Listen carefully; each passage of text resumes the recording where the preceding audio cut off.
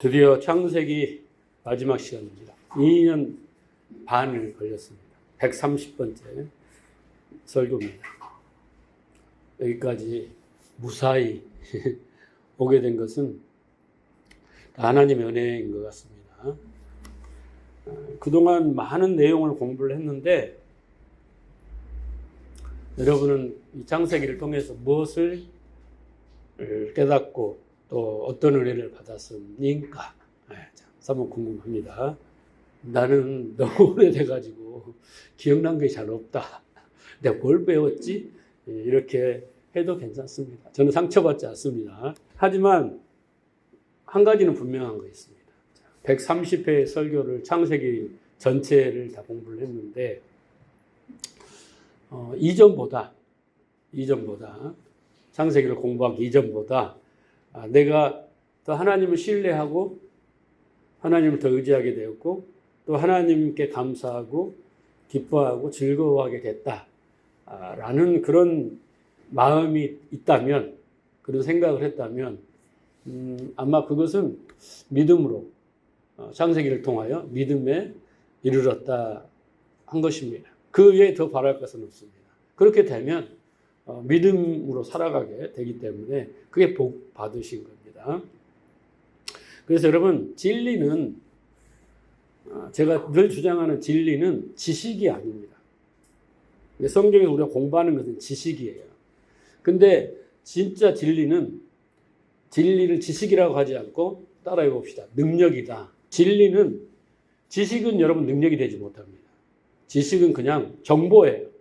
네, 그렇잖아요. 우리가 담배 피우는 사람에게 당신 폐암에 걸립니다. 이건 지식이잖아요. 근데 이 사람이 그 의사의 말을 진리로 받아들이면 담배를 끊는 거예요. 그랬을 때 담배를 끊게 하는 능력이 바로 진리인 거예요. 이치가 그렇습니다. 그래서 진리는 지식이 아니라 능력이다. 제가 만든 말이에요. 능력이다. 예수님께서 내가 너희 안에, 너희가 내 안에, 그리고 내 말이 너희 안에 거하면 이렇게 말씀하셨습니다. 이 관계가 내가 예수를 믿는다라는 관계를 설명한 거예요. 예수님이 내 안에, 내가 예수님 안에. 어떻게 안에 어떻게 들지? 이해할 수 없어요. 비유예요. 그런데 결국 그것은 뭐냐? 내 말이 너 안에 거한다라는 뜻입니다. 그러면 그 말씀이 내 안에 거하는 순간, 다시 말해서 진리가 되는 순간, 그건 생명이라고 그랬어요. 진리요 생명이라고 하잖아요. 같은 말입니다. 그러면 내가 거룩해 되는 겁니다. 그러면 거룩이라는 거 뭐냐면 구별되었다라는 뜻이에요. 내가 세상과 구별되었다. 그런 말은 가치관이 바뀌었다는 것입니다. 어떤 신념이 바뀌었어요. 어떤 내가 추구하는 목표가 바뀌었습니다. 내가 가던 길에서 돌이켰습니다.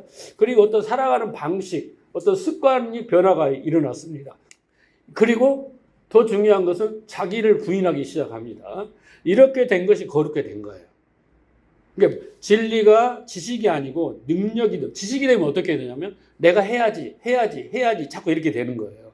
그 부담이 되고 수고하고 무거운 짐이 되지만 진리가 능력이 되면 내 안에서 방금 제가 말한 대로 가치관이나 뭐 또 신념이나 목표나 방식이나 습관이나 이런 것들이 변화하고 자기분이 일어납니다. 그리고 율법으로부터 자유하게 됩니다. 율법의 수고하고 무거운 짐으로부터 자유하게 됩니다. 그리고 진리가 우리를 어디로 인도하냐면 하나님 뜻, 진리 가운데 인도해서 믿음으로 살게 하는 능력입니다. 예, 그런 역사가 일어나는 겁니다. 그래서 진리는 능력인데 우리를 믿음으로 살게 하는 능력인 거죠.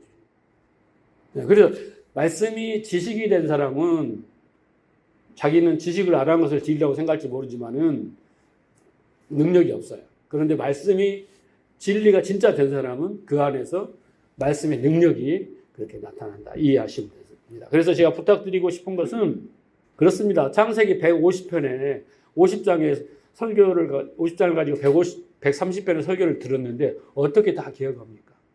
그런데 여러분이 그 듣는 순간 진리가 되었다면 이전보다는 변화가 있는 겁니다. 그런데 이제 앞으로 중요한 거예요. 그러면 창세기 다 잊어버려도 되냐? 아니에요. 딱 한 가지만 기억하셔야 돼요. 딱 한 가지는 뭐냐? 하나님의 언약이에요. 네, 저는 그래요. 우리 안에 수많은 1200만 성도 많이 줄었지만 그 성도 속에 하나님의 언약이 없으면 그 사람은 정말 신자도 아니고 성도도 아닌 거예요. 제 어떻게든 믿음이 있든 없든 분량에 따라 다르겠지만 교회를 오래 다녔건 안 다녔건 간에 그 사람에게 안에 정말 하나님의 언약을 붙들고 사느냐 안 하느냐 이게 중요한 거예요. 그래서 여러분이 하나님의 언약을 절대 잃어버리면 안 됩니다. 왜냐하면 하나님은 창세전에 언약을 먼저 하셔요. 그죠? 창세전 언약이라고 하잖아요. 창세전에 언약을 먼저 하시고 그 다음에 창세가 이루어져. 세상을 창조하신단 말이에요. 그리고 그 세상 가운데 하나님이 창세전에 언약하신 그 언약을 이루십니다. 네, 그게 창세기예요. 그래서 우리는 창세기를 통해서 하나님이 창세전에 언약하신 그 언약이 무엇이며 그것이 어떻게 성취되었으며 그 결과는 무엇인가를 공부를 했어요. 네. 그래서 언약이 이만큼 중요하다는 거예요. 그래서 하나님의 언약이 여러분의 중심에 기둥으로 딱 세워져 있어야 되고 여러분이 언약을 붙들고 살아야 되고 언약을 성취를 위해서 기도를 해야 되고 언약을 우리의 신앙의 목표로 삼아서 그 언약이 성취되는 것을 확인하면서 점점점 가야 되는 만큼 그 언약을 잊어서는 안 됩니다. 근데 신앙생활을 아무리 오래 하고 열심히 해도 하나님의 언약이 뭐예요? 이렇게 되면 꽝인 거예요. 그게. 슬 피우면 일 가는 거예요. 다 헛것이 되고 마는 겁니다. 그런데 그 언약을 알고 그 언약이 이루어지기를 기도하고 그 언약이 자기 이루어지고 있는 것을 깨닫고 가는 사람은 진짜 복을 받은 사람이에요. 그 사람. 그러니까 안고 없는 찐빵이라고 하잖아요. 진짜 이 안고가 하나님의 언약인데 이 언약에 대해서 모르면 그건 찐빵이 아닙니다. 꽝입니다. 그리고 여러분이 창세기를 딱 공부하고 나니까 아브라함의 하나님, 이삭의 하나님, 야곱의 하나님 이런 표현들을 쓰잖아요. 그러니까 아브라함이나 이삭이나 야곱이나 요셉은 다 뭘 가지고 있었냐면 그가 훌륭한 게 뭐냐면 하나님의 언약을 갖고 있었다는 거예요.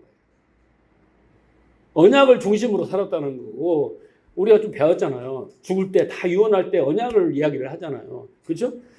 그리고 그 언약을 그런 아브라함이나 이삭이나 야곱이나 요셉처럼 하나님의 언약에 대한 믿음을 갖게 되면 여러분이 아브라함의 하나님, 이삭의 하나님, 야곱의 하나님, 요셉의 하나님 그 하나님이 나의 하나님이에요 라고 고백하면 여러분은 어떻게 해요? 복 받은 사람이에요. 하나님이 여러분을 향해서 너무 기뻐하시는 거예요. 그래? 네가 아브라함의 하나님, 이삭의 하나님, 야곱의 하나님 그 하나님이 어떤 하나님인지를 알았구나. 그래서 네가 그 하나님을 나의 하나님으로 너의 하나님으로 받아들이고 믿었구나. 나는 그것을 위해서 창세전에 약속을 했다라는 거거든요. 그거예요. 창세기를 공부하면서 이것을 깨닫지 못하면 여러분 아무것도 아닙니다. 헛공부를 하게 되는 겁니다. 자, 그래서 그 하나님이 나의 하나님이에요 라고 고백함과 동시에 그 하나님은 언약의 하나님입니다 라고 고백하면 금상첨화예요. 정말 믿음이 바울 수준에 있는 거예요. 바울 수준에. 자, 다시 한번 강조를 하지만 하나님의 언약이 그건 뭐예요? 라고 하지만 그 하나님의 언약은 너무나 간단합니다. 나는 너희의 하나님이 되고 너희는 나의 백성이 되라가 아닙니다. 되게 하겠다. 누가? 하나님이. 창세전에 어떤 무리를 택했는데 그 무리가 하나님 백성이 아니에요. 하나님도 몰라. 하나님을 찾지도 않아. 하나님 뜻도 몰라. 그죠? 무지해. 근데 그들을 내가 이 세상 만민 중에 택해서 하나님의 나라, 하나님의 백성이 뭔가를 보여줄게. 그러면서 어떤 무리를 택해갖고 그들에게 하나님이 누구신지, 하나님의 뜻이 뭔지, 하나님의 그 언약이 뭔지 이런 걸 알려주는 거예요. 그러면서 나는 너희의 하나님이 되고 너희는 나의 백성이 되게 하겠다라는 것이 하나님의 언약입니다. 네, 그래서 아브라함, 이삭, 야곱 다 하나님이 뭐예요? 그렇게 만드셨잖아요. 아브라함을 아브라함으로, 야곱을 이스라엘로. 이게 뭐예요? 하나님 백성 만드는 거란 말이에요. 그걸 보여주시는 겁니다. 그리고 신약에서는 에베소 1장에 나와 있는 것처럼 창세전에 택했잖아요. 그 기쁘신 뜻대로 하나님이. 그래서 예수 그리스도로 거룩하고 흠없는 하나님의 아들들이 되게 하겠다. 이게 신약의 이제 해석이죠. 이렇게 하겠다라는 것이 하나님이 언약이에요. 하나님의 언약이에요. 그래서 아브라함을 아브라함으로, 야곱을 이스라엘로 이렇게. 그리고 신약에서는 뭐라고 합니까? 썩어져가는 구습을 쫓는 옛사람을 벗어버리고 진리의 거룩함을 주신 새 사람으로 만들겠다. 이렇게 이제 해석을 하는 거죠. 그래서 이 언약이 성취된 사람을 성경은 바울은 의인이라고 하는 겁니다. 구원 받았다고 하는 거예요. 그러면서 의인은 믿음으로 왜 그렇게 만들어요? 이 세상에서 믿음으로 살게 만들기 위해서. 네, 그래서 하나님의 백성은 믿음으로 사는 거예요. 근데 그 사이에 뭐가 있어요? 그렇게 하시겠다는 하나님의 언약이 있었다라는 겁니다. 이해가 잘 되시죠? 자, 그러므로 우리가 믿음으로 믿음에 이르기 위해서 창세기를 공부한 겁니다. 그런데 구약을 이렇게 볼 때 여러분 항상 이제 구약에 보면은 3927 아닙니까? 어마어마하잖아요. 근데 그 내용들이 다 하나님의 언약이 있고 그 다음에 그 언약이 성취되는 것을 말해주는데 구약은 그 사이에 누가 있냐면요. 예수 그리스도가 있어요. 그래서 구약에 보면 예수 그리스도가 어디 있어요? 라고 하지만은 그 언약과 그 언약의 성취 가운데 그 언약을 성취하신 예수 그리스도가 숨겨져 있는 거예요. 네? 그래서 그 예수 그리스도를 발견을 해야 돼. 우리가. 근데 그 예수 그리스도를 놓치면 안 된다라는 겁니다.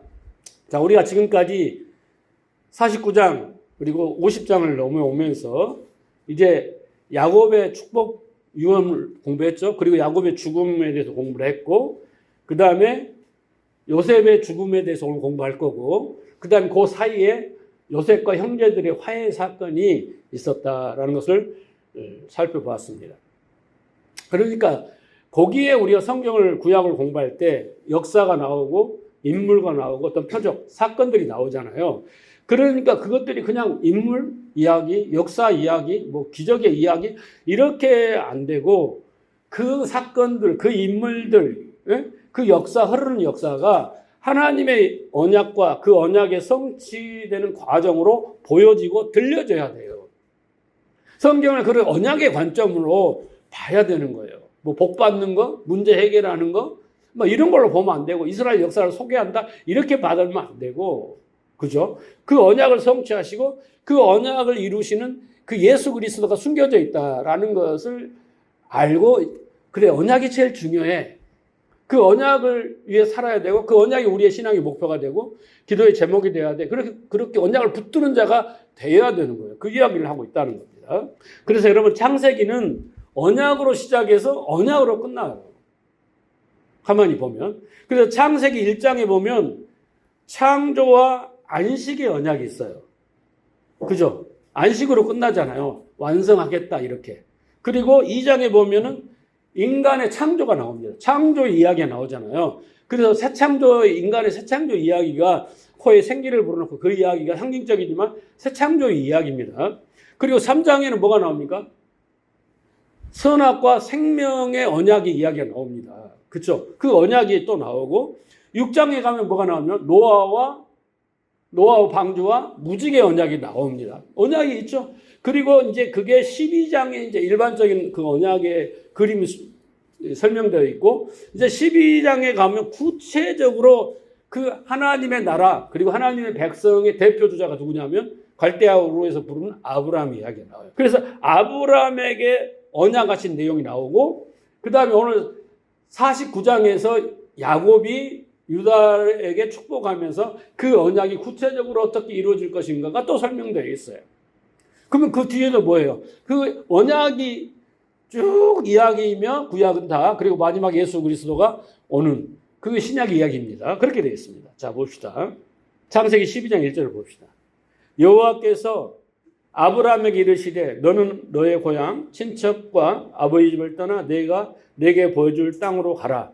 내가 너로 큰 민족을 이루고 내게 복을 주어 내 이름을 창대케 하리니 너는 복의 복이 될지라. 너를 축복하는 자에게 내가 복을 내리고 너를 저주하는 자에게 내가 저주하리니 땅의 모든 족속이 너로 말미암아 복을 얻을 것이니라 하시냐. 이게 창세기 안에 아까 내가 6장까지 설명했잖아요. 그 언약이 이제 구체적으로 한 사람에게 시작돼. 씨를 씨잖아요. 씨. 그 시작되는 구체적인 그 언약의 성취가 이루어지는 것이 바로 아브라함입니다. 근데 아브라함에게 어떤 언약을 하냐면 첫째, 땅을 주겠다. 가나안 땅을 주겠다. 그 땅은 뭘 상징해요? 하나님 나라를, 가시적인 하나님 나라를 상징합니다. 그 다음에 큰 민족을 이루고 네 이름을 창대케 하리라. 이름을 창대케 하니까 그러니까 너를 높은 자리에 이뤘던 게 아니라 너를 존귀한 자로 만들겠다.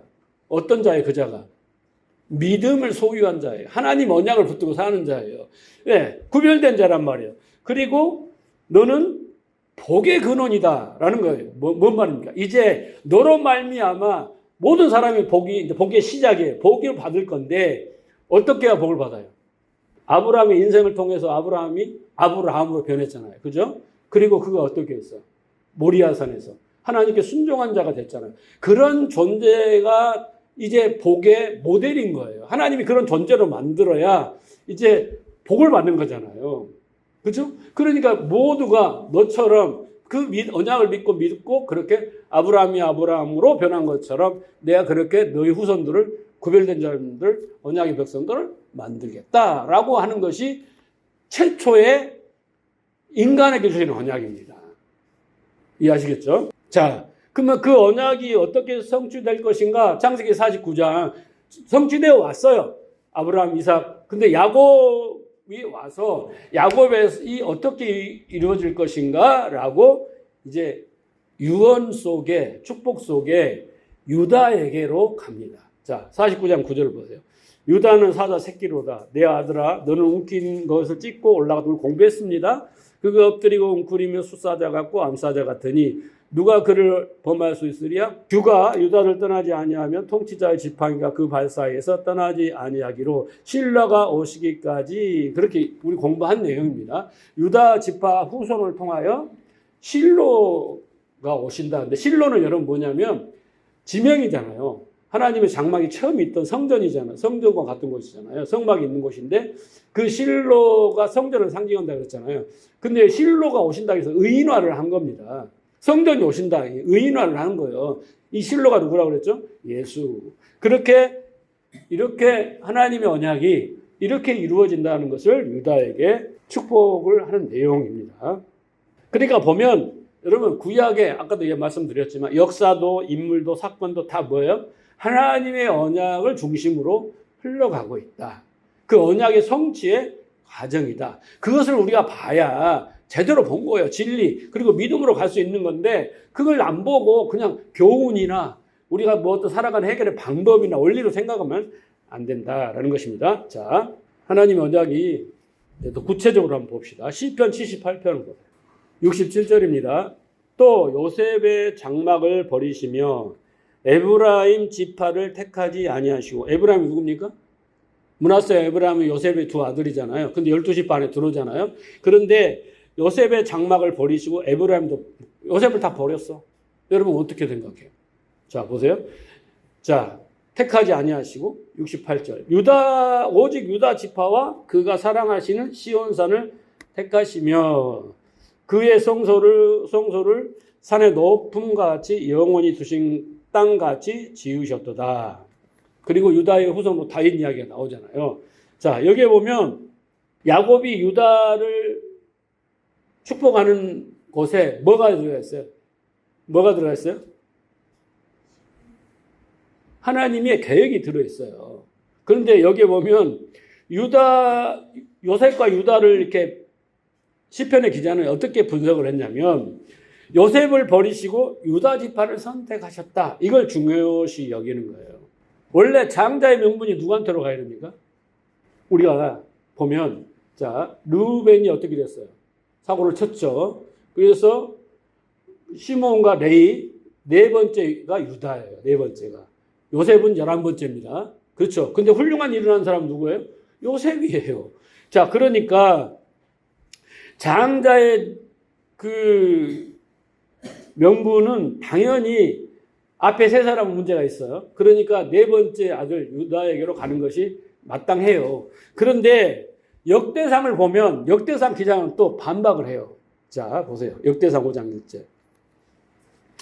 이스라엘의 장자 루벤의 아들들은 이러하니라. 가로 열고. 그건 뭡니까? 옛날 어떤 버전에 있고 어떤 버전에 없다는 뜻입니다. 루벤은 장자라도 그 아비의 침상을 더럽게 하였으므로 장자의 명분이 이스라엘의 아들 요셉의 자손에게로 돌아갔으나 장자의 명분이 누구한테 갔어요? 요셉의 명분으로 돌아갔대요. 족보에는 장자의 명분대로 기록할 것이 아니라 유다는 형제보다 뛰어나고 주권자가 유다로 말미암아 났을지라도 장자의 명분은 요셉에게 있느니라. 이거 뭐 말이야 막걸리요. 자, 이게 무슨 말입니까? 이 역대상 기자는 그래 루벤이나 레이나 시므온은 문제가 있어. 그러니까 유다에게 주는 것이 마땅해. 그런데 요셉도 훌륭해. 그런 거야. 요셉이 제일 중요한 일을 했잖아. 하나님이 꿈도 주고 막 이래서 훌륭한 데 했으니까 요셉에게로 돌아갔다 그러잖아. 그러니까 사람들은 요셉이 장자라고 인정을 한 거예요. 그래서 요셉을 제가 뭐라 그랬어요? 육적 장자다 그랬잖아요. 그리고 유다는 영적 장자다 이런 표현을 했습니다. 자, 그런데 장자의 명분은 요셉에게 있다. 역대상 기자는 이렇게 해서 된단 말이에요. 그래, 유다는 아버지가 유다를 축복했으니까 유다가 장자의 명분이야. 그렇게 이야기하지만 한편으로는 실제적으로 우리가 보면 요셉이 더 훌륭하잖아. 그렇잖아. 그래서 요셉이 장자의 명분이 합당하다. 그러니까 그렇게 생각해? 뭐 이런 식으로 이제 자기 공동체 이야기 이렇게 하는 겁니다. 자, 보세요. 요셉의 삶 과정을 보면 진짜 무죄한 자로서 어떻게 모함을 당하고 순환을 당하죠. 그렇죠? 그런데 그가 말미암아 어떻게 그렇게 고난과 순환을 당함으로 말미암아 자기 아버지와 형제가 어떻겠습니까? 살아나죠. 그게 바로 요셉의 역할이었고 그 역할이 예수를 상징한다고 그랬잖아요. 예수의 역할하고 똑같습니다. 그래서 또 요셉에게 어떻게 합니까? 아버지와 부모가 형제들이 다 엎드려 절하는 꿈도 꾸고 실제로 그렇게 됐잖아요. 자, 그런 것도 모형이라고 했죠. 그죠? 예수 십자가의 공로로 말미암아 천지 만물이 예수 발 앞에 무릎을 꿇는다 그랬잖아요. 빌립보서에 보면. 그죠? 하늘에 있는 것, 땅에 있는 것 다 어떻게 한다고 그랬어요? 예수 앞에 무릎을 꿇는다 그랬잖아요. 그것을 보여주는 상징적인 그런 것을 보여주는 것이 바로 요셉의 역할이었고 삶이었어요. 그런데 78편에 시편에 78편에 요셉의 지파를 하나님이 버리셨대. 그 에브라임도 버리셨다라는 거잖아요. 에브라임이 이스라엘 대표였잖아요. 그런데 그 말은 무슨 말이냐면 요셉이 그렇게 훌륭한 일을 했어도 그렇게 예수님의 그 모형의 그 역할을 삶을 살았던 그런 존귀한 존재일지라도 그는 진짜 메시아가 아니다라는 것을 인정한 거예요. 사람들은요 불뱀을 만들어서 노뱀으로 만들어 놓으니까 어떻게 됐어요? 그걸 성전에다 갖다 놓고 섬겼잖아요. 그죠? 히스기야 왕이 나중에 버리잖아요. 그 우상 그런 것처럼 모세도 그들에게는 우상이 되고 그렇잖아요. 그 무덤이 없는 거예요. 그래서 예수님도 무덤이 없는 거야. 지금은. 그래서 어떻게 그걸 우상으로 섬기는 거죠. 그러니까 요셉이 하나님을 버려요. 택하지 않는 것은 그가 진짜 메시아가 아니다라는 것을 상기시켜주기 위해서 요셉의 지파가 하나님에게 유기됩니다. 버립니다.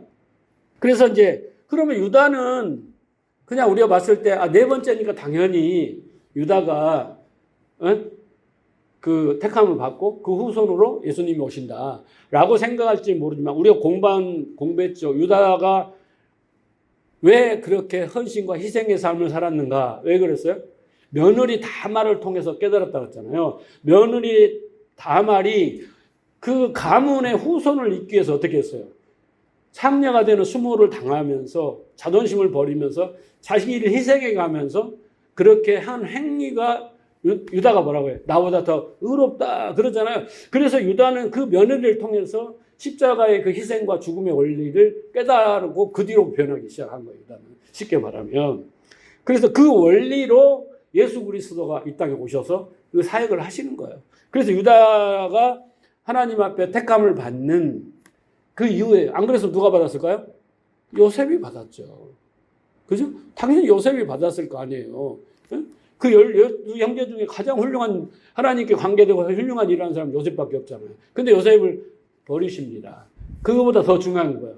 그런 십자가의 원리를 깨닫게 하신 그 유다를 하나님께서 택하는 겁니다. 그래서 요셉도 유다도 그 실로에 오시는 그 예수 그리스도의 모형이에요. 그 모형을 산 것입니다. 그러니까 성경은 뭘 말하고 있냐면 요셉도 유다도 아니다라는 거죠. 그들이 아무리 훌륭한 삶을 살고 또 탁월한 그 일을 하고 또 메시아를 상징할 수 있는 일을 했지만 그들은 진짜 메시아일 수 없다. 어떤 누구도 그 메시아를 대신할 수 없다. 그냥 모형으로서 그들이다. 라는 것을 일깨워 주기 위해서 진짜 실로에 성막이 있고 하나님 이름을 두었는데 그곳에 나중에 어떻게 됩니까? 하나님이 떠나죠. 떠난다고 그랬잖아요. 근데 그 떠난 자리에 참 성전이신 예수 그리스도가 오시는 거예요. 그래서 그 실로를 어떻게 해요? 부셔버리시고 참 성전으로서 예수님이 딱 등장하시면서 내가 바로 성전이야 라고 말하는 거예요. 그리고 너희를 성전으로 만들게 봤다라고 말씀하시는 거죠. 그러니까 그 실로는 구약의 옛성전과 같은 거예요. 그럼 옛성전은 무엇과 관계있어요? 옛사람은 무엇과 관계있어요? 율법과 관계있잖아요. 썩어져가는 구습을 쫓는 옛사람은 율법의 사람이거든요. 율법. 그러니까 그 유다도 그 요셉도 어떻게 해요? 구약의 옛성전, 율법, 구약의 그런 것을 상징하고 있는 것입니다. 그래서 그렇게 아무리 유다와 그 요셉이 희생과 헌신과 낮아짐으로 그 모형으로 등장했지만 그들은 그들의 것으로 진짜 우리들을 축복할 수 있다 없다? 없다. 그래서 유기되는 겁니다. 그죠? 하나님께 도구로 사용되고 상징으로 사용되고 그렇게 유기되는 것입니다. 그래서 둘 다 그렇게 장자의 역할을 했지만 진짜 장자는 아니다. 진짜 장자는 실로가 되어 오실 것이다 라는 것입니다. 그래서 예수님께서 뭐라겠습니까? 예루살렘 성전을 보고 저 성전을 헐어라. 왜? 내가 진짜 성전이다 라고 말씀하시는 거예요. 그 실로의 실체가 바로 나다라는 것입니다. 그걸 이야기를 해주는 거예요. 그러니까 여러분 여기까지 이해를 하셔야지, 그죠? 유다를 통해 축복하신 축복의 핵심은 뭡니까? 실로예요, 실로. 자, 요한복음 2장 19장을 보세요. 예수께서 대답하여 가라사대 너희가 이 성전을 헐라. 그럼 이 성전이 바로 뭐예요? 유다에게 말한 실로예요, 이게 실로. 이 실로를 헐어라. 실로에는 뭐가 있다고 그랬어요? 하나님의 성막이 있다고 그랬잖아요. 하나님 이름을 두었다잖아요. 근데 그 옛 성전을 헐어라 이 말입니다. 내가 사흘 동안 일으키리라. 그러면서 예수님이 21절 그러나 예수는 성전된 자기 육체를 가리켜 하신 것이니라 라고 하면서 내가 새 성전을 짓겠다 라고 하면서 내가 성전이다 이렇게 말하는 것입니다. 자, 그래서 왜 유다가 그 실로가 와셔야 되는지, 그리고 실로가 왜 지명인데 의인화에 대해서 이렇게 실로가 오시기까지라고 말했는지 이해가 가시죠? 예? 그러니까 유다를 향한 축복은 무슨 축복이요? 예수 그리스도에 대한 예언인 거예요. 그렇게 하나님의 언약은 이렇게 유다에게까지 와서, 지금 우리가 유다에게까지 와서 이렇게 선포되고, 이제 오늘 마지막 본문으로 가서 제가 지금까지 강조한 것은 뭘 강조하냐면 하나님의 언약에 대해서 강조를 한 겁니다. 그죠? 언약의 선포와 성취의 과정이 어떻게 되었는가를 설명했고요. 오늘 이제 창세기 마지막을 공부를 합니다. 자, 창세기 마지막은 지난 시간에도 말했듯이 야곱의 죽음과, 그죠? 야곱의 죽음과 야곱의 믿음에 대해서 우리가 공부를 했잖아요. 마찬가지로 오늘 또 요셉의 죽음과 믿음에 대해서 우리가 살펴볼 것입니다. 24절을 다시 한번 봅시다. 요셉이 그 형제들에게 이르되 나는 죽을 것이나 하나님이 당신을 돌보시고 당신들을 이 땅에서 인도하여 내사 아브라함과 이삭과 야곱의 맹세하신 땅으로 이르게 하시리라 하고 요셉이 또 이스라엘 자손에게 맹세시켜 이르기를 하나님이 반드시 당신을 돌보시리니 당신들은 여기서 내 해골을 메고 올라가겠다 하였더라. 자, 이 유언을 보면요. 가만히 곰곰이 생각해 보세요. 가만히 보면 자, 요셉의 마음을 이해할 수 있어요. 요셉의 생각을 이해할 수 있어요. 그죠? 요셉이 무엇을 중요시했으며 무엇을 원했으며 이걸 여기 본문에 다 들어있죠. 근데 요셉은 하나님을 너무나 잘 알았어요. 하나님에 대해서. 그리고 하나님의 뜻을 잘 알았고 하나님의 계획을 잘 알았고 그리고 하나님의 언약을 철석같이 굳게 믿었다라는 것을 이 본문을 보면 알 수 있습니다. 그래서 우리의 마지막 유언은 뭐냐면 이 요셉과 같은 유언이 필요한 거예요. 그것은 우리가 지금까지 살아온 삶의 고백이며 우리가 하나님을 얼마나 어떻게 생각하고 어떻게 믿고 있는지에 대한 고백인 거예요. 그래서 요셉이 마지막에 내 해골을 메고 가나안으로 가라 라는 이 멘트는 정말 요셉이 하나님의 언약을 얼마나 믿고 있었는지를 우리는 알 수 있습니다. 얼마나 굳게 믿었는지 확신하였는지를 알 수 있는 거예요. 자, 근데 이 유언의 내용이 보면 제일 중요한 게 뭐냐면 몇 번 나옵니까? 하나님이 당신들을 어떻게 하리라? 인도하시고 돌보시리라. 이게 이 유언의 핵심이에요. 네? 해골을 메고 올라가라. 라는 것은 자기의 믿음의 고백인 것이고요. 자, 요한복음 16장 7절을 보세요. 그러나 내가 너희에게 실상을 말하노니 내가 떠나가는 것이 너희에게 유익이니라. 내가 떠나가지 아니하면 보혜사가 너희에게로 오시지 아니할 것이요.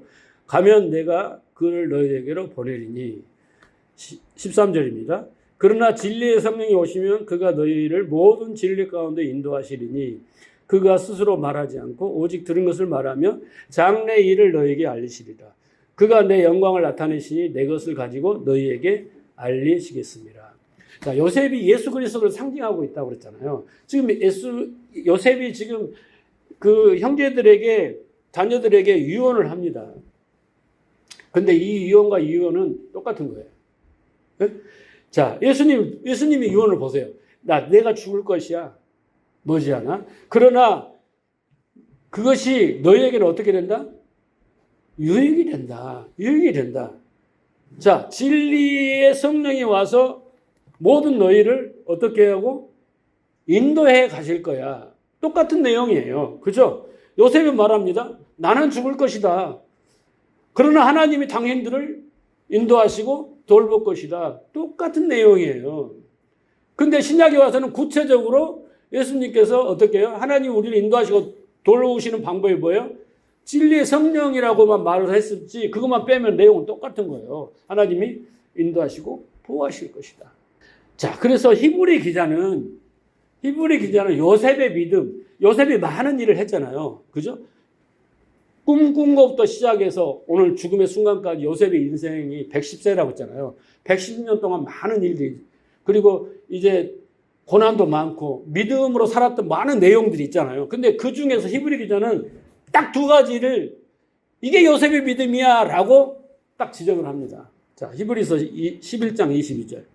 믿음으로는 뭐라 그랬어요? 요셉이 믿습니다 믿음이 아니고 하나님이 요셉을 그 삶 가운데 선물을 주셨잖아요. 깨닫게 하심으로, 알게 하심으로 그 말이에요. 믿음으로. 요셉은 임종시에 이스라엘 자손들이 떠날 것을 말하고 첫째입니다.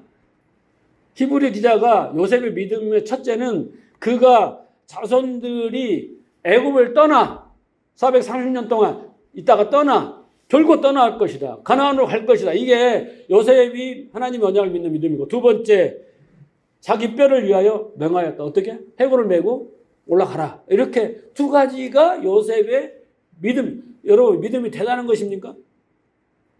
7년 동안 풍년 동안 저축을 잘 해가지고 축적을 해가지고 기근을 잘했다. 이게 아니에요. 요셉의 믿음은. 히브리 기자가 보는 믿음은 그가 하나님의 언약을 믿고 그리고 그 언약을 믿고 자기가 자기 해고를 가져가 이 두 가지를 요셉의 믿음으로 규정을 하고 있습니다. 인정을 하고 있는 거예요. 그러니까 여러분 해골을 메고 올라가라. 근데 여기 해골이라고 번역을 해놨지만 원래는 히브리 말에 뭐냐면 뼈라는 거예요. 뼈라는 거예요. 뼈. 해골이 아니라 뼈예요. 내 뼈를 가지고 올라가라. 해골은 좀 선뜻하지 않습니까? 뼈가 맞습니다. 내 뼈와 함께 올라가라. 이 뼈는 어디에 나오냐면 창세기 2장에 보면 어떻게 나옵니까?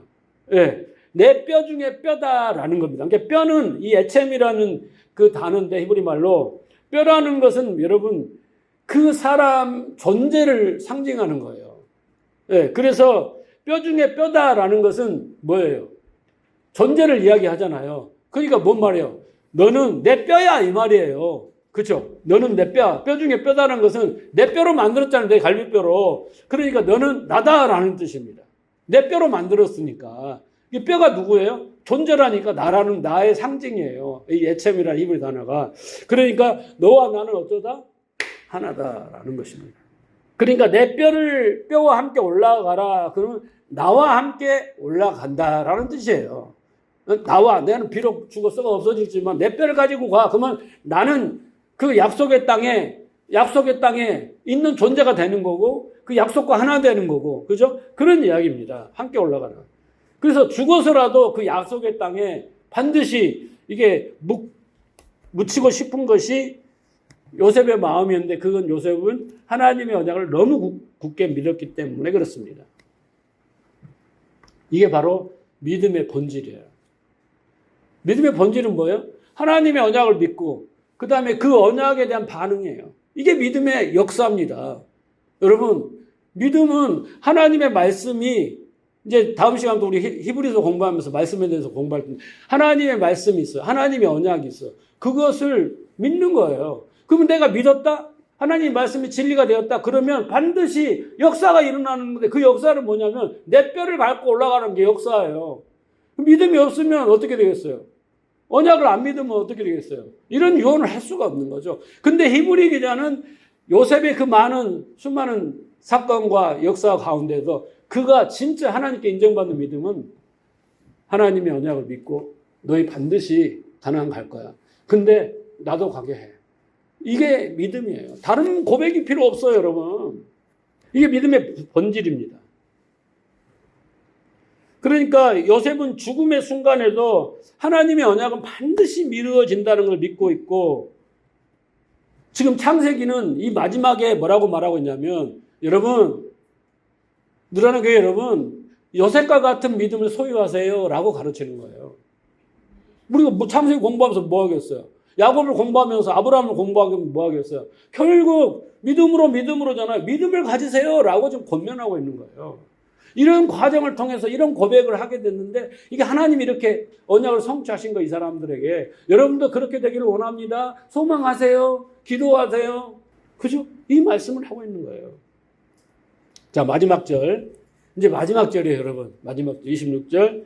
요셉이 110세의 죽음에 그들이 그 몸에 향 재료를 넣고 애굽에서 입관하였더라. 창세기 마지막입니다. 제가 전번에도 말씀드렸지만 뭔가 드라마틱한 것이 없고 그냥 입관하였더라라고 하는 거예요. 야곱의 죽으면 어떻게 했어요? 야곱이 죽으면 70일을 애굽 사람들이 고구를 했어요. 그리고 가나안에 건너와서 또 7일 동안을 요셉과 가족들이 또 고구를 했습니다. 그렇죠? 그리고 막 장래 행렬이 막 쫙 있고 막 그랬잖아요. 그렇죠? 응? 애굽의 막 바로 신하들이. 그런데 요셉의 죽음은 그냥 입관 끝 이거예요. 왜? 여러분 보세요. 요셉은 한 나라의 총리예요. 얼마나 공로와 공적이 많겠어요. 그렇죠? 그래서 우리 장례식장 가면 뭐 허안이 막 쫙 있고 막 그러잖아요. 그리고 막 장례식 할 때 보면 그 사람 업적을 읽으면 쫙 1시간도 더 읽어야 돼요. 그런 것이 요셉이 그렇게 업적이 많은데 야곱의 죽음에는 온 나라가 떠들썩했는데 요셉의 장례에는 너무 그냥 조용하는 거예요. 입관하고 끝. 이게 장례식의 끝이라고 여러분. 아, 입관하였더라 끝. 이거 왜 그랬을까요, 여러분? 창세기 기자가 왜 요셉의 장사를 끝까지 묘사하지 않고 그냥 이렇게 어정쩡하게 입관하였더라 끝내는 것일까? 어디에 매장하였다든가 장례를 이렇게 치렀다든가 뭐 애굽이 막 통곡을 했다든가 이런 것이 없고 그냥 입관하여 끝났다라고 하는데 창세기 기자는 딱 이 한 가지를 생각합니다. 추측건데 창세기는 죽음으로 끝나서는 안 되는 거예요. 우리가 죽음으로 끝나면 안 돼요. 왜? 하나님의 백성들은 죽음은 이 땅에서 끝나는 것이 아니다라는 것을 남겨놓은 거예요. 끝장을 내지 않아요. 죽었다 끝장을 내지 않고 그냥 입관만 한 거예요. 그 뒤가 분명히 뭐가 있다라는 것을 땅땅땅 남겨두는 기법이라는 거예요. 여러분, 애굽에서 탈출하지 못한 사람들은 그곳에서 사망으로 끝납니다. 사망으로 끝이 나요. 그러나 하나님이 아브라함에게 약속하신 당신의 백성들은 애굽에서 꺼내어 광야로 그리고 약속의 땅으로 이끌어내시겠다. 하나님의 언약이 있기 때문에 거기서 끝나야 되는 거예요. 이해하시겠어요? 여기서 끝나면 언약이 끝나버리는 거예요. 소망은 있지만 그냥 끝나버리는 거예요. 그렇죠? 여기에 묻혔다. 끝나버리는 거죠. 그런데 그렇게 안 끝납니다. 그래서 너희는 여기서 내 해골을 메고 올라가겠다 하라. 라고 지금 요셉의 장사를 입관만 시켜놓고 안 하는 겁니다. 그러면 어떻게 해요? 이 장사는 약속의 땅에서 이루어져야 된다. 약속의 성취입니다. 마지막 장면이 약속의 땅에서 끝나야 약속이 이루어지는 거예요. 상징적인 의미를 가지고 있습니다. 지금 요셉은 자기 그 증조 할아버지가 누구예요? 바로 아브라함이잖아요. 아브라함이 하신 언약을 통해서 그 아브라함의 후손들이 430년 동안 약속의 땅인 애굽에서 살다가 가나안으로 입성할 것이다. 라고 그 말씀에 대해서 명확하게 확신을 하고 있는 거죠. 그래서 나는 해골이 되어서라도 그 약속의 땅에 갈 거야. 하나님의 언약에 동참할 거야. 라는 것을 지금 입관하였다라는 속에 그 의미가 담겨 있는 겁니다. 여러분, 실제로 요셉의 장사가 치러질까요? 안 치러질까요? 치러집니다. 언제 치러진가 보세요. 여호수아 24장. 여호수아 24장은 여호수아의 마지막 아닙니까? 가나안 정복이 끝난 다음입니다. 자, 32절 보세요. 이스라엘 자손이 애굽에서 이끌어낸 요셉의 뼈를 세겜에 장사하니. 그러니까 입관을 거기서 하고 장사를 끝났으면 애굽에서 끝나는 거예요. 근데 약속은 어디서 이루어져야 돼요? 가나안에서. 그렇죠? 이곳이 야곱이 세겜의 아비 하몰의 자손에게 금 100개를 주고 산 땅이라 그것이 요셉 자손의 기업이 되었더라. 그러니까 이스라엘 자손들이 광야 40년을 살죠. 그리고 다시 가나안 약속의 땅에 와서 가나안을 정복합니다. 그죠? 점령한 후에 그 약속의 땅에서 장사가 치러집니다. 그래서 창세기 50장 요셉의 입관은 여호수아 24장 장사로 이어지고 있다라는 것을 우리는 잘 알아야 돼요. 그러니까 하나님의 백성의 죽음은 이 세상에서, 애굽은 이 세상을 상징하잖아요. 이 세상에서 사망으로 끝나는 게 아니라 그들의 장사는 하나님이 약속하신 약속의 땅에서 잔치로 치루어지게 된다라는 거예요. 지금 여호수아 24장을 읽어보면 배경이 뭐냐면요. 이스라엘이 가나안 땅을 거의 다 정복했어요. 정복을 하고 땅을 나누면서 잔치를 하고 있어요. 네? 땅을 다 정복하고 잔치를 하고 있어. 막 기쁨과 찬송과 희열 속에서 잔치를 치르고 있는데 그 와중에 요셉의 장사를 치르는 거예요. 그게 뭐예요? 약속의 성취의 완성인 거예요, 여러분. 완성입니다. 너무나 드라마틱하지 않습니까? 여기가 드라마틱한 거예요. 그래서 50장 첫째 부분에 야곱의 장사는 애곡과 애통이 막 70일, 7일 막 이렇게 슬픔이 가득 차 있었는데 요셉의 장사에는 기쁨과 희열과 찬송과 감사가 있는 거예요. 여러분 무엇을 상징하는지 아시겠죠? 왜 그렇습니까? 그 사이에 요셉과 형제들의 화해의 사건은 예수 그리스도를 상징한다 그랬잖아요. 예수 그리스도의 십자가를 설명하는 거잖아요. 그걸로 말미암아 요셉의 죽음은 해피하게 끝나는 거예요. 약속이 있는 거죠. 그러니까 창세기 성경은 인간이 얼마나 죄인이고 무력하고 나약한가 그 하나를 보여주고 그 다음에 그 하나님의 은혜 약속이 보여지고 그것을 이루기 위해서는 예수 그리스도 그 필연성을 설명하고 있는 것이 바로 창세기예요. 하나님의 당신의 열심으로 그렇게 사망으로 끝나야 할 우리의 운명이 애통과 애곡으로 끝나야 할 장례식이 이제 어떻게 합니까?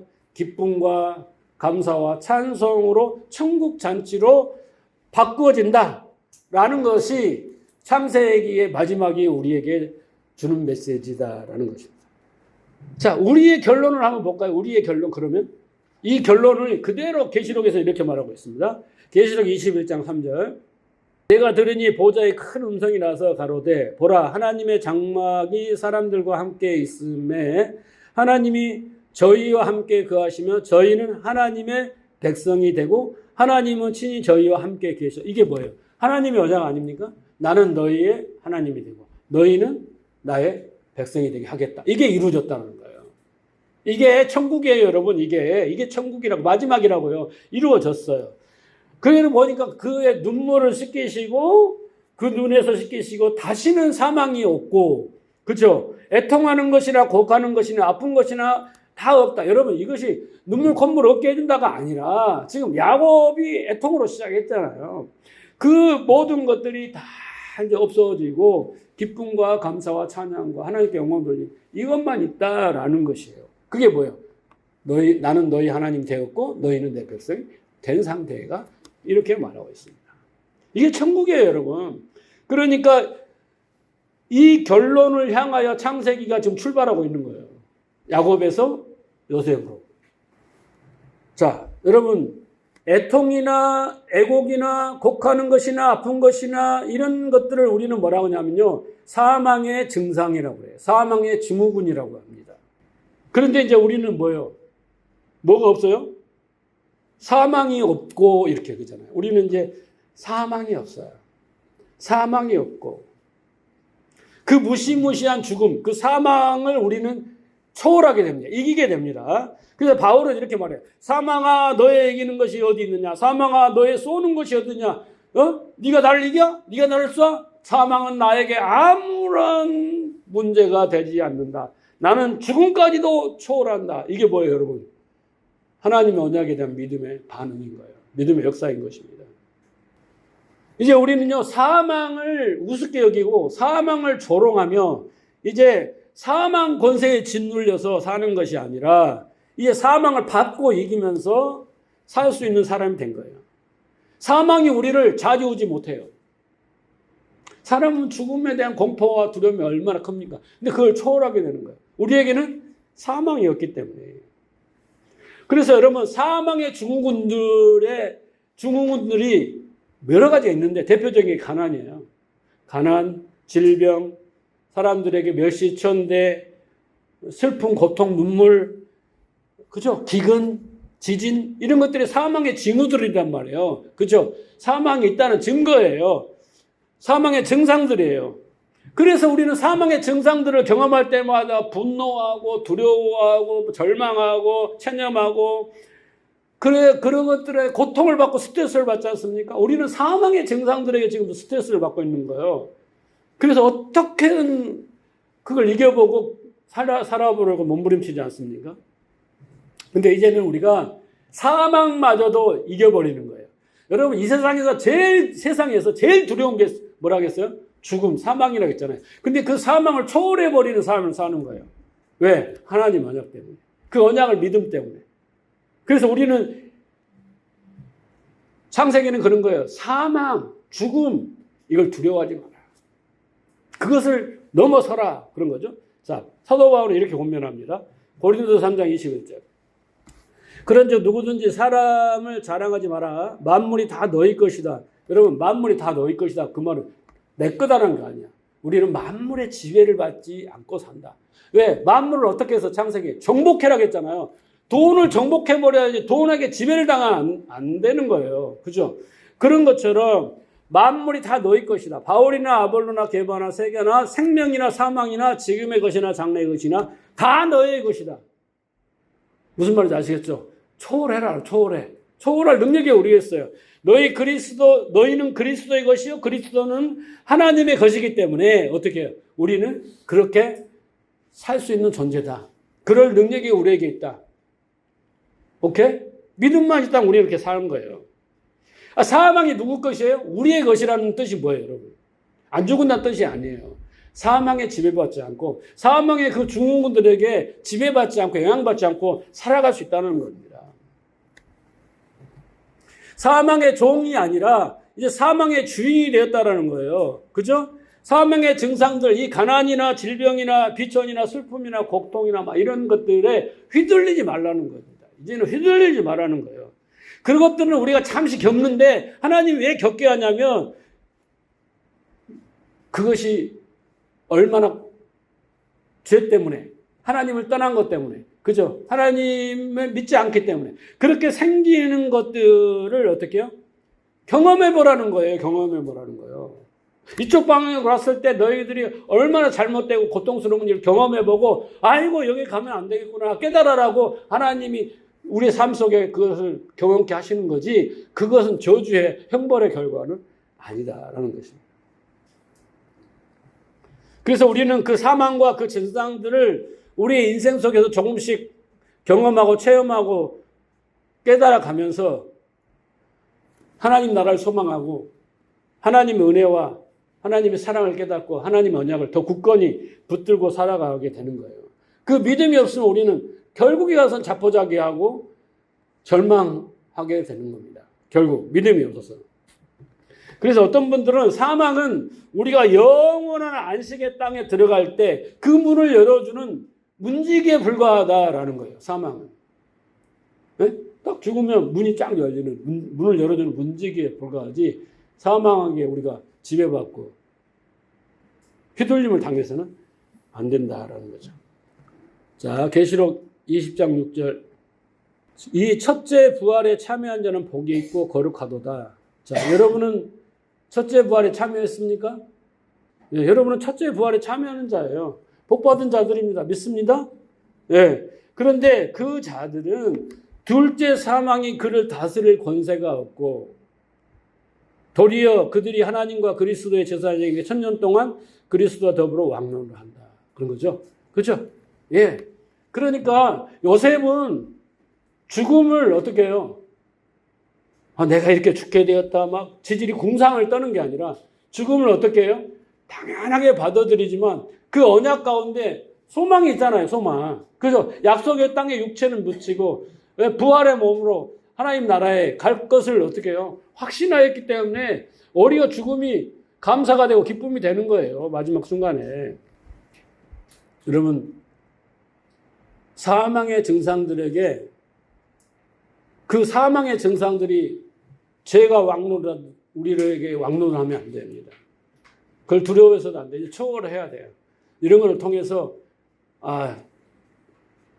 하나님을 떠난 것이 얼마나 괴롭고 고통스러운 걸 아는 거예요.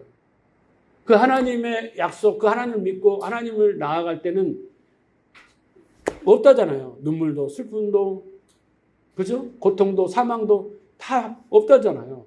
그 믿음이 우리에게 이 현실 속에서 어떤 질병 가운데도 기쁘게 살 수 있는 능력이 있는 거예요. 그 정도의 능력이 있어야 예수를 믿고 교회를 다닌다 하지 않겠습니까? 교회를 다니는데 세상 사람들하고 다를 바가 없어. 똑같이 고난당하면 화내고 술 먹고 똑같이 막 분노하고 백날마다 기도하지만은 마음은 하나도 요만큼도 티끌만큼도 변함이 없고 그잖아요. 그렇게 돼서는 안 되는 거죠. 자, 그래서 창세기 1장부터 하나님의 언약이 선포되고, 그리고 50장에서 더 선명한 그림으로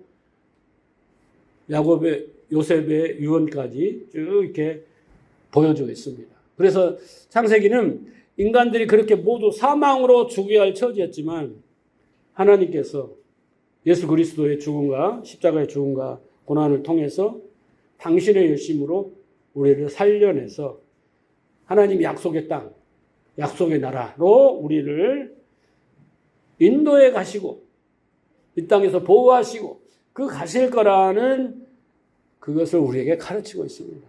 그래서 창세기는 혼돈과 공허와 흑암이 깊은 곳에 시작해서 빛이 있으라로 그 빛으로 살아나게 되는 이야기를 이렇게 창세기는 보여주겠습니다. 그러니까 우리가 여러분 곰곰이 생각하고 다른 거 어려운 거 없어요. 하나님의 언약에 대한 우리의 마음과 태도인 거예요. 자, 이 창세기를 끝나면서 제가 마지막으로 부탁을 드립니다. 부탁드릴 건 뭐냐면, 여러분, 화요일날 성경 공부 가운데 우리가 얘기했지만, 교회에서는 여러분, 신앙생활을 하는 겁니다. 교회에서는 뭘 한다고요? 신앙생활을 하는 거예요. 그러면 세상에서는 믿음 생활을 해야 돼요. 잘 구별해야 됩니다. 그래서 여러분, 교회에서 신앙생활을 한다는 게 뭐냐면, 교회에서 우리가 예배를 드리고 기도를 하고 성경 공부를 하고 교제를 하고 많은 신앙의 활동들을 하잖아요. 그러니까 교회에서는 그 말씀과 기도와 예배를 통해서 믿음에 이르는 여정이에요. 과정입니다. 그리고 그렇게 교회의 신앙생활을 통하여 우리에게 믿음이 들어오면 세상에 가서 믿음으로 사는 거예요. 그러면 여러분 생각을 해보세요. 교회에서 내가 신앙생활을 열심히 하는데 믿음이 안 들어와. 믿음의 분량이 요만큼 초보야. 믿음이 더 이상 쌓이지 않고 믿음이 없으면 여러분 그 신앙생활 자체가 수고하고 무거운 짐이 되지만 세상에 나가서 믿음으로 살 수가 없어요. 세상에 어떻게 살아요? 자기 생각대로, 자기 판단대로, 자기 가치대로, 자기 목표대로, 자기가 원하는 대로 막 살아버리면 그게 막 사는 거예요. 하나님 입장에서 보면. 하나님이 처음부터 야 세상에 가서 믿음으로 살아. 내 뜻대로 살아. 이렇게 안 하는 거예요. 왜 교회를 만들어 놨겠어요? 여기서 신앙생활을 통하여 믿음에 이르러 그래서 네가 믿음의 사람이 돼야 돼. 아브라함처럼 야곱처럼 요셉처럼 이렇게 믿음의 사람이 돼야 돼. 그 믿음을 배양하는 것이 바로 교회인 거예요. 근데 우리는 교회에 와서 믿음으로 믿음을 이루는 그 신앙생활을 안 해요. 종교생활을 한단 말이에요. 뭔가 자꾸 행위를 해가지고 믿음이 좋니 안 좋니 내가 헌신을 많이 했니 봉사를 많이 했니 전도를 많이 했니 이런 행위들만 막 해가지고 그것이 자기 믿음의 속도라고 착각을 하는데 아니에요. 그런 교회에서 그렇게 거룩하고 열심인 사람이 세상에 딱 나가서 실패를 하고 사고를 당하고 사람들과 갈등과 뭔 일이 많아. 그런데 그 속에서 너무 인간적이야. 구별됨이 없어요. 그러니까 세상 사람들이 손가락질 하는 거예요. 그런데 내가 세상 가운데서 하나님의 주시는 그 믿음이 나한테 충만해. 그러면 그 사람은 그 속에서 하나님 뜻을 이루며 사는 거예요. 그게 바로 그게 믿음의 삶이에요. 그렇게 사는 것을 믿음의 역사라고 하는 거예요. 그렇죠? 그런데 교회 안에서 믿음이 이루지를 못해요. 그러면 바리새인들이 되는 거예요. 율법주의자가 되고 기복주의자가 되는 거예요. 그런 사람이 세상에 가서 믿음으로 살아요? 아니에요. 초대교회 나오는 것처럼 저 사람들은 그리스도인이라 이 소리를 못 들어요. 왜? 믿음으로 살지 못하고 세상 사람들이 똑같은 원리와 방식과 이치로 살아가니까. 우리가 막 세상에 가서 대단한 일을 훌륭한 일을 하고 막 이런 거 아니에요, 여러분. 여러분이 뭔가 선택하고 결정하고 인간관계를 하고 뭔 일을 처리할 때 그렇죠? 하나님의 말씀 그 원리를 따라 믿음으로 살아가고 선택하고 방식이지 뭐 위대한 전도를 많이 하고 이게 아니라니까. 그래서 교회 안에서는요. 믿음으로 믿음에 이르지 못하면 소망이 없어요. 소망이 없습니다. 세상에서 무기력한 자가 되고 맨날 울며 짜며 막 무너지며 그래서 디모데전서 그러니까 4장에 보면 뭐라고 나와 있어요. 후일에 성령께서 밝히 말하시기를 어떤 사람이 믿음에서 떠나 이렇게 나오잖아요. 귀신의 가르침을 받아. 여러분 내가 무슨 귀신의 가르침을 받아요. 하나님의 자녀인데 이딴 소리 마세요. 믿음에서 떠나면 그 떠나는 순간이 그 귀신의 가르침 속에 있는 거랑 마찬가지예요. 잘못된 가르침 속에 있는 거예요. 그러니까 믿음에서 떠나는 사람이 왜 없겠냐고. 여러분 1200만 성도가 있는데 지금 700, 750 이렇게 이야기를 하고 있는데 나머지 그 4,500명이 다 어디 갔어요? 그 사람들이 다 어디 갔어요? 믿음에서 떠난 거 아닙니까? 전도해 보면 세상 다 옛날에 교회 다녔던 사람들이 너무 많잖아요. 그런 사람은 뭐예요? 믿음이 없는 사람이에요. 믿음으로 믿음에 이르지 못한 사람이에요. 그래서 늘 애굽이나 광야에서 머무르면서 계속 수고하고 무거운 짐을 져야 되는 거죠. 그러니까 여러분들이 말씀을 듣고 공부하고 기도하고 예배하고 이 과정 속에서 내가 믿음의 성장이 얼마나 중요한가. 성경은 우리에게 믿음을 넣어주고 믿음에 이르게 하는 책이란 말이에요. 그래서 여러분들이 믿음이 모든 것을 결정하는 것입니다. 그래서 믿음에 이르러서 하나님의 언약을 붙들고 사실 여러분 되시기 바라요. 창세기 지금까지 빠지지 않고 잘 들으셔서 감사하고요. 그 들음으로 그리스도의 말씀을 들음으로 믿음에 이르기 때문에 여러분의 믿음이 엄청 성장하고 충만해지시리라 저는 확신합니다. 믿음으로 승리하는 여러분 되시기를 주님 축복합니다.